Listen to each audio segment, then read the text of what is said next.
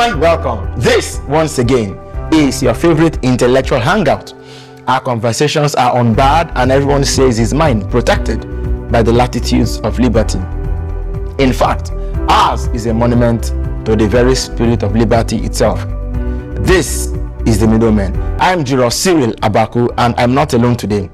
Juro Olajumoke Alaude James has a message titled Nigeria Hold Your Own.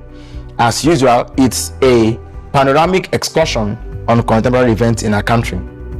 Juro Emeka Madunago has a long dignities to mark the passing on of Professor Humphrey NWOSU.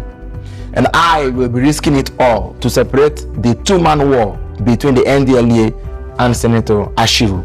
All of this in a bit. Do stay with us.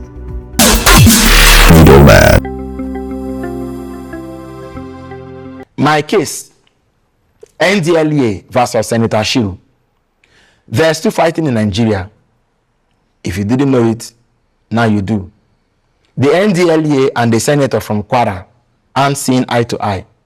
The senator appeared to have fired the first salvo.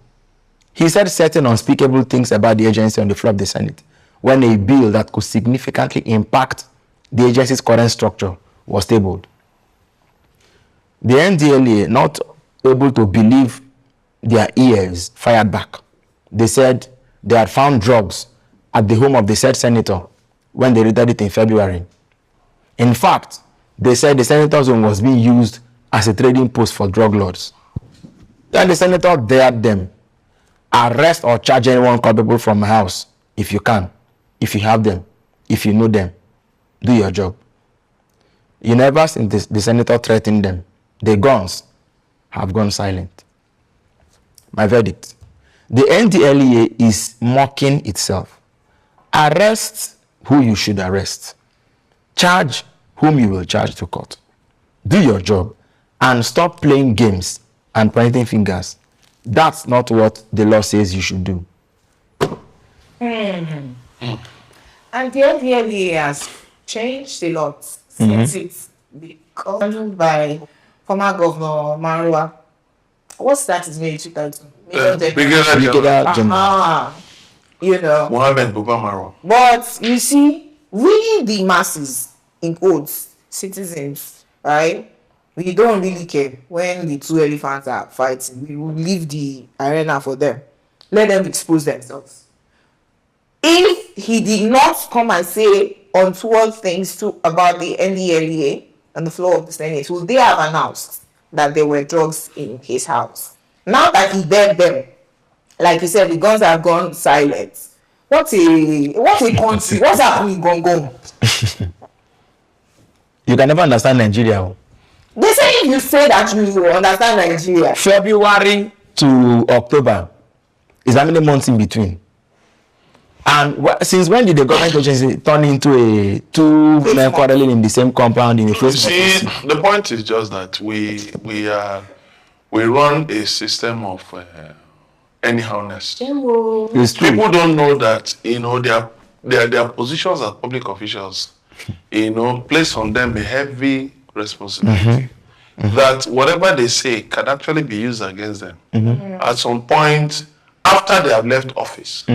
They usually don't realize that, let me just use an example. Brigadier John Enenche, retired. Brigadier General John Enenche retired, during the NSAS in October 2020, he made some remarks, of course. Well, he just made some remarks, and I think as military spokesman, as a spokesman in the military. And then he retired. Then came the 2023 presidential election, and then he found himself, supporting the Labour Party's presidential candidate, Mr. Peter Obi.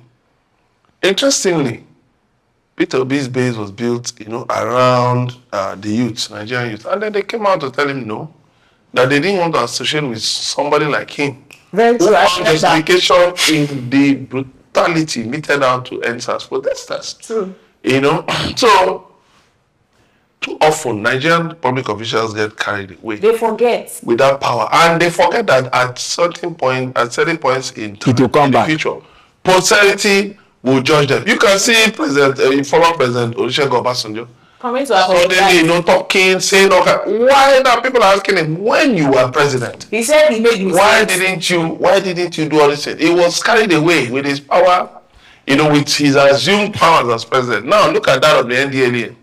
You see the NDLEA on the roads, brandishing guns and stopping vehicles. There is no decorum and all that. I think it's becoming very No, but they can't be decorum when it is drug pushers that there must be decorum. Otherwise, there will be collateral damage. You will kill innocent people. Sure. Every agency all over the world has what they call SOP, standard operating procedure. You don't just go about and just open fire or harassing people. Because, by the way, you must first of all profile the suspects. What if they are more powerful than you are? What if they have more guns or stronger weapons than you have?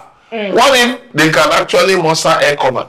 If you go to challenge them in the jungle and they can get a helicopter to fly from nowhere and just finish you up there. So you have to make sure. And then again, you also have to sort out the issue of backup. That's why we've been having, up until recently, we're having issues with dealing with Boko Haram. Because the two service chiefs at the time under the Buhari administration were said to be, not to be seen eye to eye. So when there was a need for this one to help this, that ego tripping stood in the way. So this is another case of ego tripping.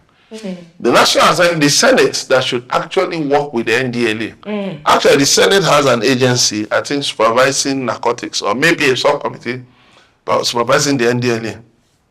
But look at both of them. Washing their dirty linen in public. So I have two questions. One, where's the NDLEA's case against Abba Kyari, right? It's stuck in the courts. No, but he was granted bail. Yes, he was granted for his, I think, the burial of one of his parents. So and then after that, where is Chief of Defense Staff? Is the matter not? That's my second question. Oh no. You mean the chief of? He's on medical leave. No, he's on vacation and then he's taking care of himself. Is he army or defense? Army. Okay. He's the chief of army staff. He's on vacation and he has to defend himself, so he's taking his health time. Tourism, huh? Something like that. Medical tourism, yes. Medical tourism. So the point is that, you see, we need a full conversation on, a full review of there's a code of conduct for public officers in Nigeria, but it needs to be reviewed. And it needs to be, to have some strength.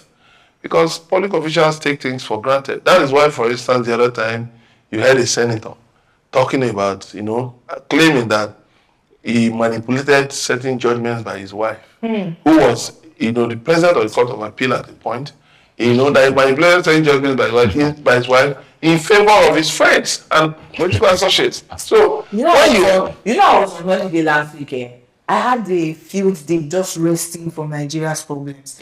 All of a sudden, I'm like, oh my God, I'm back to this again. No, because Nigeria doesn't seem true. It doesn't. Every definition of the. No, these things are deliberate. These things are orchestrated. It's as clear as ABC. These things are orchestrated. It's not by mistake. Now, you look at the fact that there are some key questions. NDLEA, if you went to a senator's house, that's a high-ranking person in society. And you found cocaine. For a long time, we've been saying that Marwa's war on drugs has plateaued. How do I mean? We busted people. There was a street value of 30 billion, 20 billion, 50 billion. We are going from Brazil to, but all those are middlemen. There's anybody who has 100 billion to put in the drug market won't be a courier himself. True. He will sit back and tell a guy what's going on. True. So now, but you went to SN, which means policymaker, politics, leadership, government, people that can. That's assuming the assessment is true. And since February, you didn't say anything. 8 months. You didn't make any arrest. You didn't charge anybody. It didn't become a national scandal until they brought a bill to create something, drug awareness commission or so. And the NDLEA felt doing that will take away their powers. It's like ICPC and EFCC. Yeah, so the man said there, he said the NDLEA, there was an adjective he used, to wash them off. Then they responded. Why did they even respond?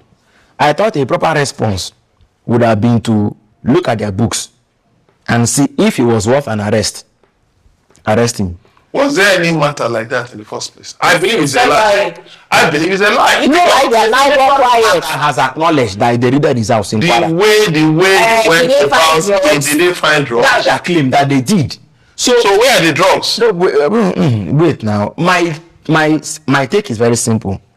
The man has dared them. He said, if you have any evidence enough to charge anybody, charge, sue, You remember? arrest, take to court. And since then, The guns have really gone quiet.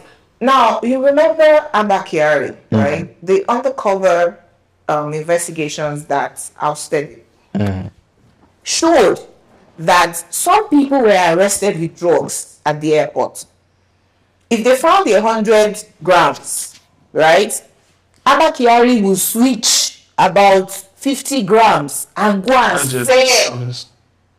Those were the allegations against him. Now, if it is true that they did find drugs in this Senator ASHIRU's house in February, if it is true, we are talking about the allegations out there. If it is true, are you sure that somebody did not switch something? well, Somebody did not collect brown envelope? or if there was a call from above saying that matter that he went to that person's house, Go and kill it. kill it. To the extent that he now has the effrontery, if the initial accusation is true, to say, oh yeah, prosecute. If you think you have the teeth, bite. You think this is not Nigeria where things like that are not possible? That's my case. Yeah, but the fact that a matter as big as this will be left now to the realm of guesstimations and just do a thought and talk my own. It's shameful. You cannot now come and tell us that you're serious about anything you're doing. It's impossible. They are not. Anyways, but that's why we leave this case. When we return, Juro Olajumoke Alaude James will be traveling through a maze of recent happenings in Nigeria, and she's come back with the verdict. Nigeria, hold your own. Do stay with us.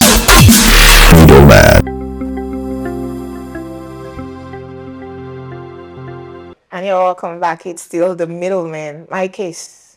Nigeria, hold your own.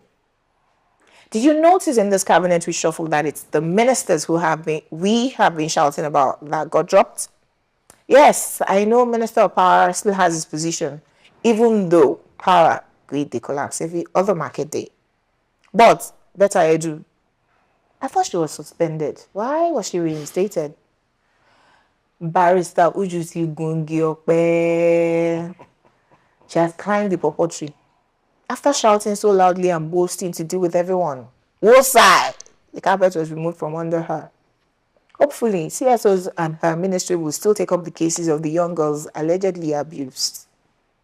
I do not have a problem with the newly appointed ministers, but weren't we supposed to implement the Orosanye reports? You sack 5 ministers and appoint 7. Where is the cutting down on government spending to make current realities in that?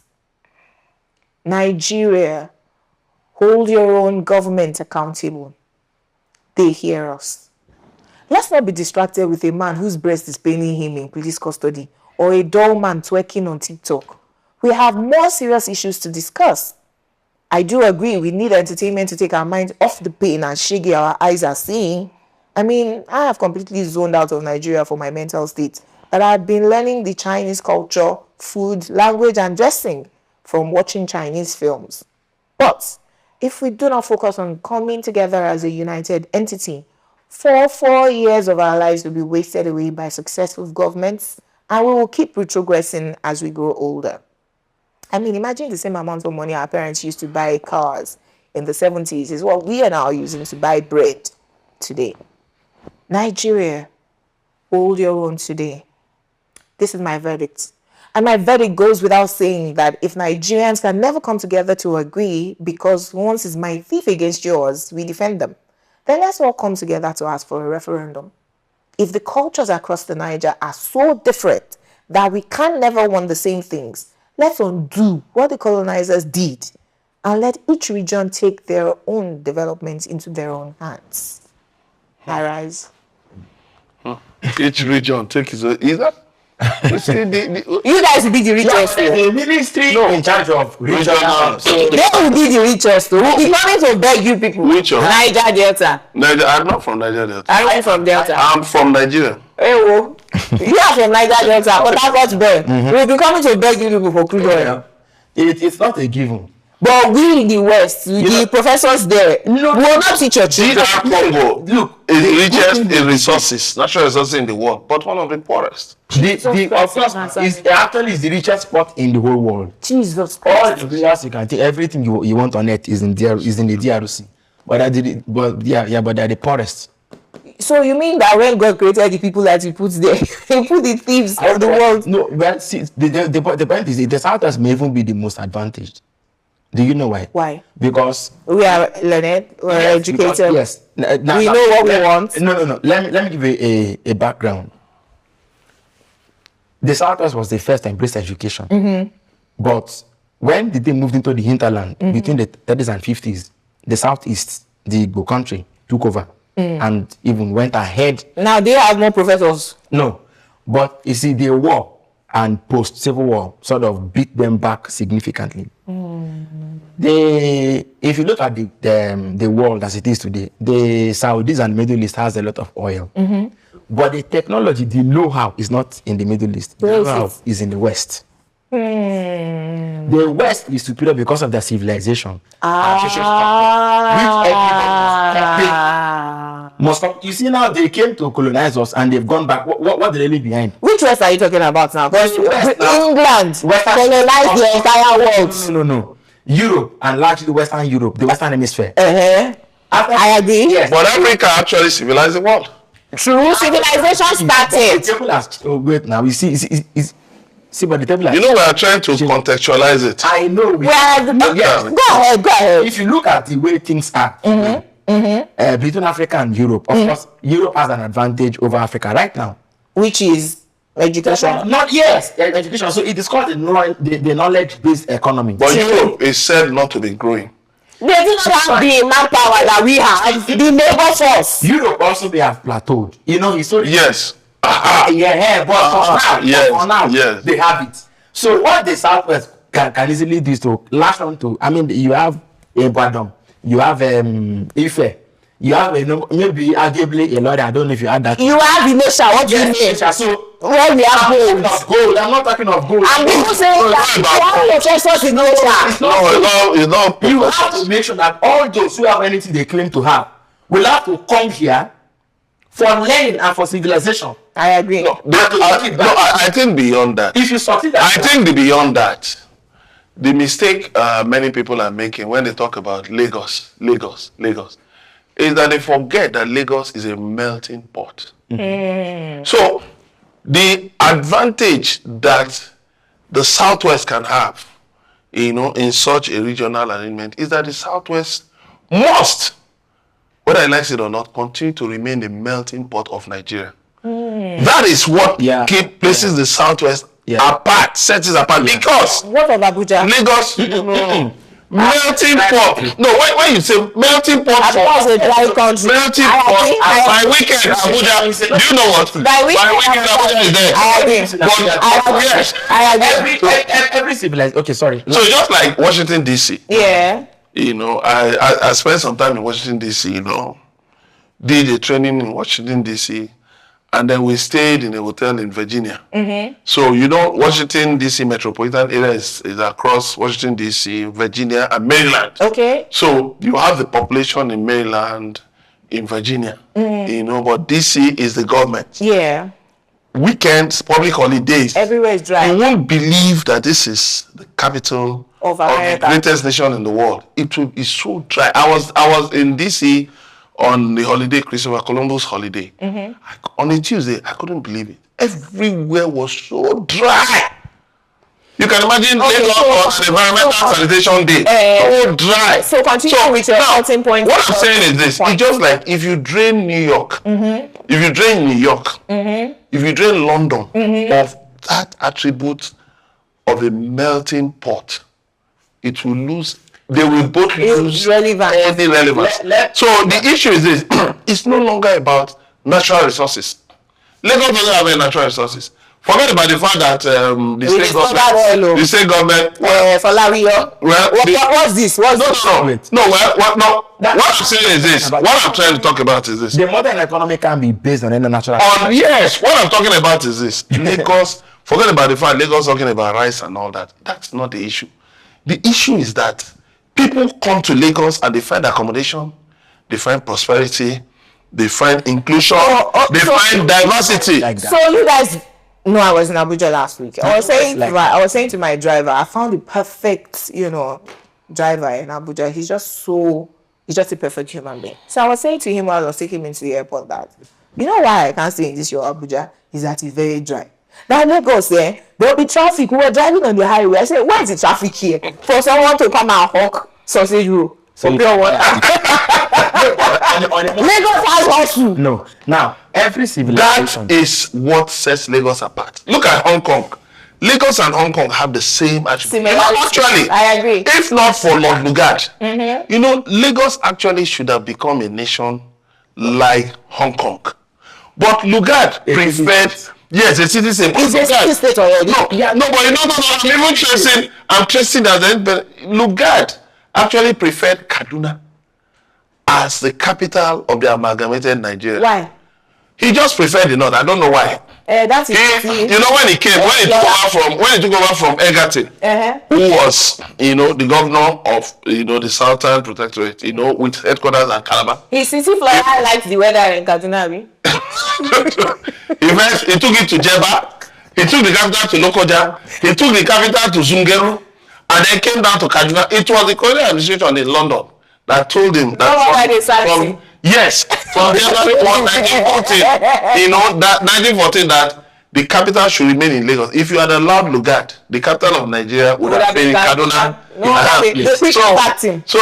They quickly sacked him. That's a story for another day. But what I'm saying is that, you see, Lagos for over 70 years has built an identity. So the point is this. It now makes sense for us as Nigeria, right? With this new, will I say sub-ministries or whatever, because Nigeria, the more things change, the more they remain the same. Nigeria Delta Ministry has now given to regional development ministry. So the minister has been promoted. Yes. From handling 9 states to handling 36 states. So he's an alternate president. Sort of. The president of South. No, the president of the Niger Delta, now alternate president of Nigeria. But I thought we needed to look at this matter a bit more closely. I agree. I was trying to drive us back. Now, so for example, water may approximate to natural resource, non-natural resource, depending on how you want to look at it. But every civilization has been built on commerce, on water, and Lagos has a unique advantage. Yes. Port Harcourt also has. Calabar also has. I think Delta State also has. And those ones are shallow. Yes. So they are not deep sea ports. They are making. But you have a Baka in you can redredge. In Ondo, in Edo. In Edo. True. And that's where I'm going. That. They say it costs money to keep on redredging. But it was a private company, Tolaram, that set up the Lekki Deep Sea Port. Can I ask you a question, Jumoke? See all this argument about Port Harcourt and silted, I laugh at them because if I was president, I won't listen to them. Buhari took money, had a Nigerian money. So go and be digging for oil. Where oil? In Bono. Expect me. Until Boko Haram chase them away. Kidnap them. People accountants costing some cost, and we should not do what to bring development to our people. I agree. It's a joke. So see where I'm going. Go ahead. The South was like, I'm glad they talk about the melting point issue, but if you now have what Lagos has, basically the ports. Yes. Okay. Across Port Harcourt, Delta. There cannot be a monopoly, except that maybe Lagos has history. Okay. But ultimately, the Southwest as a people, they are bargaining cheap. Will be that they have a knowledge base. Technology. Yes, that every other person is looking for leverage to be able to make the most. That's what I said. But do you know that the scenario that Cyril is painting therefore means at the point when we decide that if we decide that we want to grant more autonomy. So I mentioned referendum. It means we have to agree, right?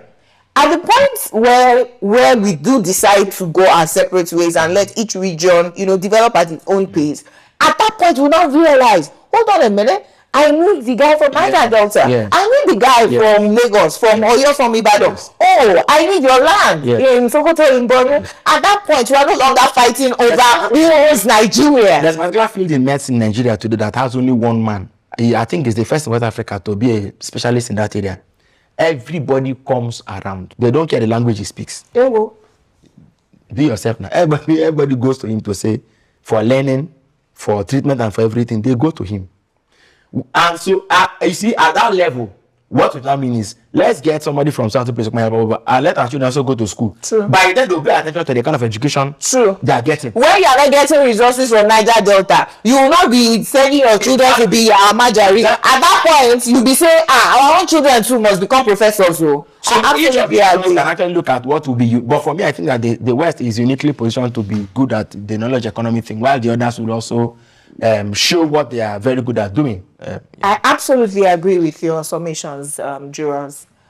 You can also join the conversation by commenting on our YouTube page and across all our social media handles. When we return, Juror Emeka Madinago will be laying a wreath at the graveside of the late Professor Humphrey NWOSU. Please stay with us. We'll be right back.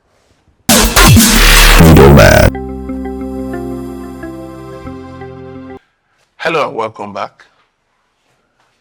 My case. Farewell, Professor Humphrey NWOSU. He came, he saw, and he conquered fear. Professor Humphrey NWOSU was the chairman of the National Electoral Commission that conducted the June 12, 1993 presidential election.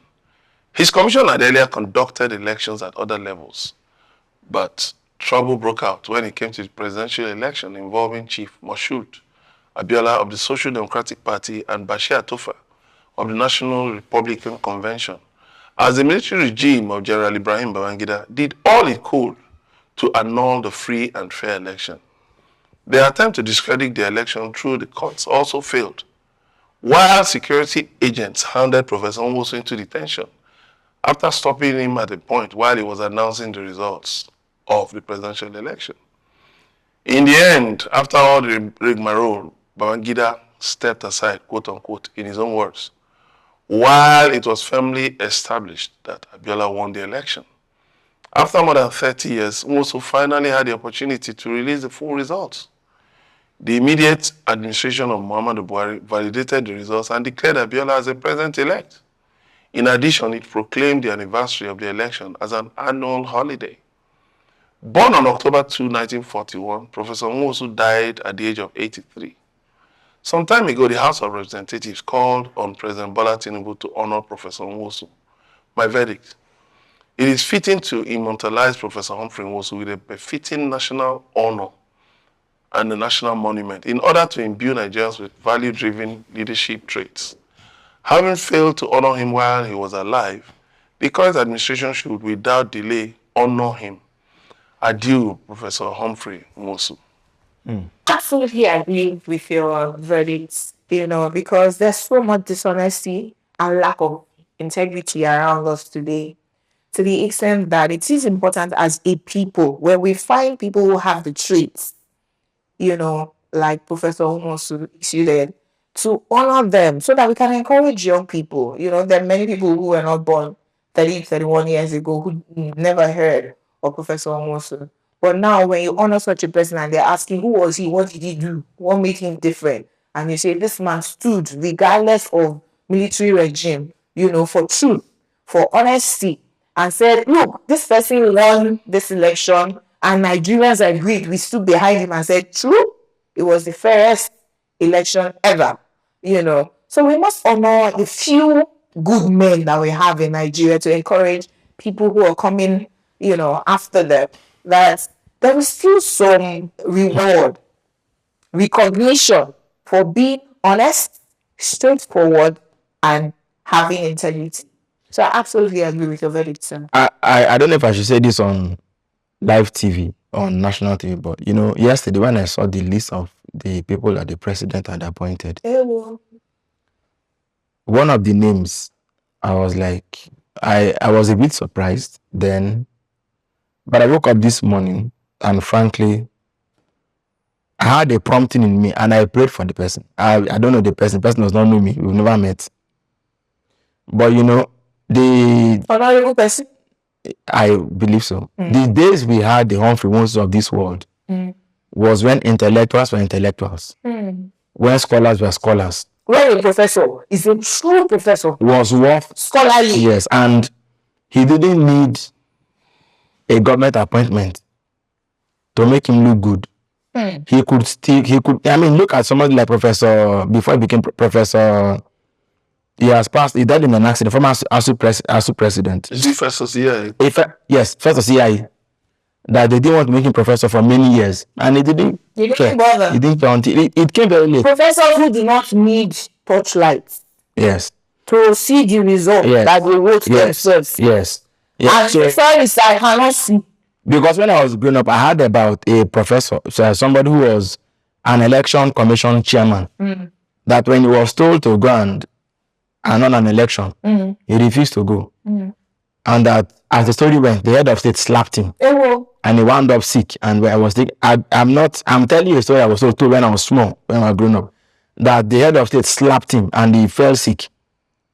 But he would rather take the slap than do the thing of the establishment. Any society that has a strong middle class that can call the bluff of anybody, that's what it is going for. But you see, when we have people who are just doing cash and carrying, who are lobbying, but in the midst of hunger and organized poverty, this is where I'm really going. I think that class largely died in the 90s. Yes, the late 90s. I agree. The late 90s was when we had the last of them. Because the NDLEA chairman under Babangida, we were told. And when Babangida said, come, I want to see you, based on all of the things happening within the regime at the time, he said, I've never heard of the bar going to the barracks. In fact, there was a time Babangida said that he believed that history will be kind to him. And ASHIRU told him that he had better written that history. That he will be the only person to write that history and be kind to him. It was, now you can imagine somebody saying the bar won't go to the barracks. That's all. If you should be kind to write that history by yourself, those are men that are thoroughly educated, and they could give us things to think that till today. We are still talking about them. True. And they are lyrical and they are strong. True. But look at everything we've done since we've done the democracy. When I was at Unilag, my master's program, there was an article they brought. We were reading it. It was written by Neo Shondare. He said that Nigerian scholars have turned the school system into a wilderness of hungry lizards. All of them on their stomach. They were hungry and looking for food. That you have scholars now who in the morning they are criticizing the government, in the evening they are at the governor's house begging for appointment. They beg, they go with the pastors to beg. They go with the traditional rulers to beg. They're asking for any, they know how to pay anything. Because you know that the way out of poverty in Nigeria now is to get a government appointment. You don't need to know anything. Let me tell you. That's that school sack and get government appointment. The paradox of the Nigerian problem is not that we've always had it so good, but let me just tell you, who wrote Abacha's decrees for him? It was intellectuals. But you see, it's just that today, that panache is no longer needed. So they can do it job. There was a woman that the president nominated for minister from Kano State. Don't let me mention. Go and check her profile. I was reading it and I was not reading. You couldn't understand. Normally, when they want to read the citation of a commissioner or minister, he's more than 20 years of experience. Yes. He was deputy chancellor. He was chancellor. He was super chancellor. He was post chancellor. He became chancellor emeritus. He became. I was reading that whole thing. Somebody said that they were handbag carriers before they were nominated to become ministers. Yes, now. So that way, they're not patient anymore for flowery language or for high sounding. They just want you to come in. But they just want to dance. That's where we are now. So what we must do is this. I agree with the juror the men who have managed to hold their own out in Nigeria, True. we must properly immortalize them. I agree. So that if we even name that second Niger bridge after him, me, I will not be too bothered. No, I don't even think that time Muhammadu Buhari. Look at that. Even though I think Why that he was built up and continue to add What the story of the story? Can I tell the story? Tell us the story, yo. You know, Buhari is famed to be a loafer of the Igbo. That he hates them with a pathological hatred. That's the narrative. Yes. Now, that money was not due to with federal government money. The people that were to return Abacha's loot insisted that it must be tied to a project, otherwise they will not give back to us. It was Abacha's money that was used to build. But remember that it has started under Jonathan. You know, we know now about the conclusion, but now opportunistically use that to make it look like this. I think a wise government should come out. But he was telling us that one of his daughters was married. It's a lie now. It's a lie. This driver. What I'm saying is that anything under that Buhari should be they should remove. If that Central Niger bridge is too serious, it's even better to know that after Abacha than after Buhari. They should change the name of that thing to either didn't you see or somebody. Didn't you see Ebonyi International Airport has named after him has not received any play. Yes, now. If we don't know what you're dealing with. With over 40 billion spent on it. Not received it. It's even better to name that things like that after people like Oputa and Yagolu than after Buhari. I agree. What is Buhari place in Nigeria? What did he compute to Nigeria? Nothing. If not the violence and the 8 years of taking us backward. 8 years of nothingness. Now, do you know that the other day BRICS was holding and they entered even into BRICS? Meanwhile, before Jonathan left, we are joined MINT.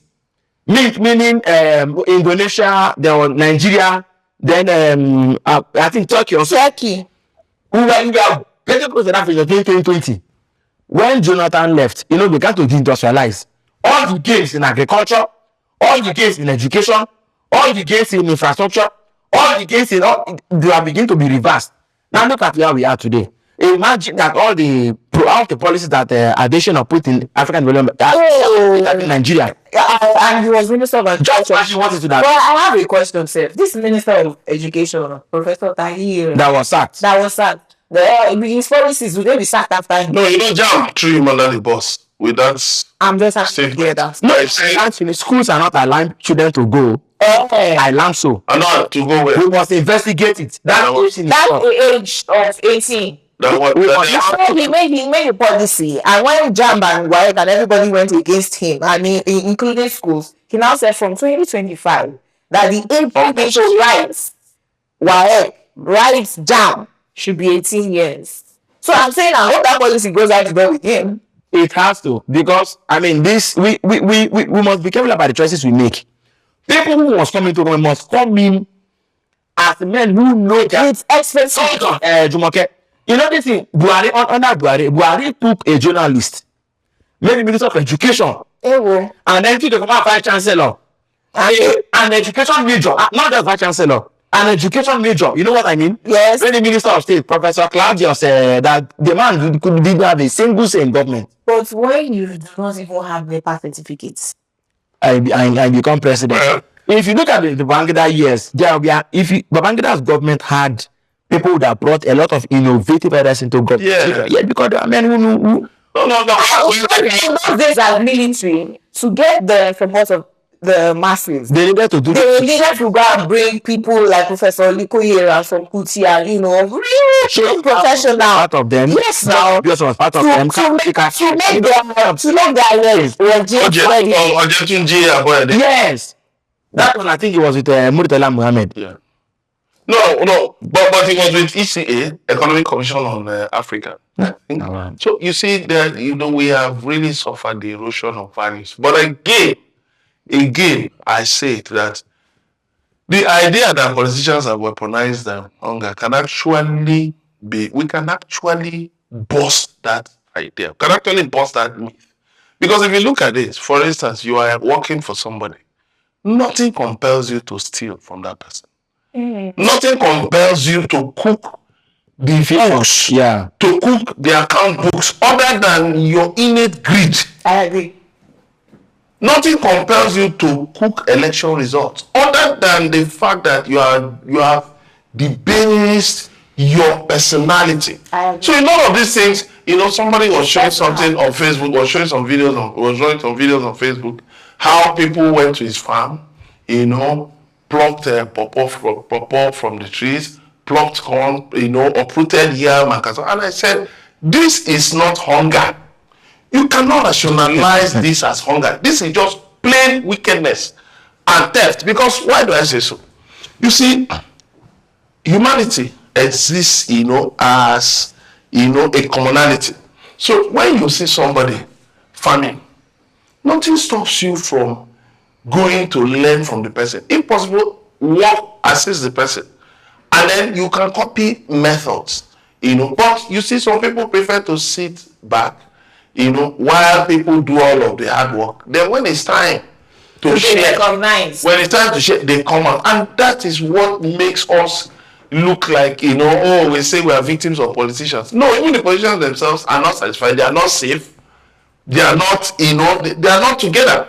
So, if Humphrey NWOSU, despite all the intimidation and beatings and everything, could withstand it. If we want to, if we are wise, what we do now, we stand hunger, is to say, there's even no hunger. Let's be more productive. No, because you see a lot of people in the betting houses.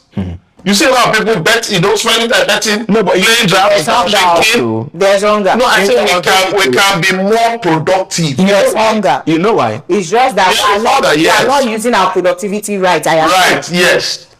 Two things. Let me quickly react to what you said about productivity. I don't endorse betting. Please don't get me wrong, or gambling. But the point is this, right? Sometimes we use our own values to judge others. True. I'm Christian. If I say that by faith I'm going to have food tonight, leave me alone. And if I see food, join me and it is fine. But you see, can I make that a national policy on feeding? No. The truck drive, they can't push her. He managed to make 1,000. The shortest way to multiply that thing is to gamble it. He says, please. He must gamble it. It's my fear. He knows if you put that thing in a business, in pure water, for example, by the following money, price of petrol has gone up, the money is gone. He has done his best to generate money, but the government can actually also help him. So unless and until that is done. But back to Humphrey NWOSU, what must happen is this: can we boldly name INEC office after him? Yeah, because the price he paid was no small price. Name INEC office after him, then there are other things we can also do as a nation. Let's not as if we don't know the right. It's a national, independent National Electoral Commission of Professor Humphrey NWOSU. Well, INEC building, just say Humphrey NWOSU house. Yeah. So, and that's an earnest plea to President Bola Tinubu to consider that. And even when giving national honors, Professor Humphrey NWOSU should be given a posthumously honor. And then I also think that, the other activities that can be, lined up yearly, to honor him. Well, time is always the master. That's all on the Middleman today. Thanks for your time. And we invite you to like, follow, and join our community across all social media at Enterprise TV 7. Until we come your way again, it's bye.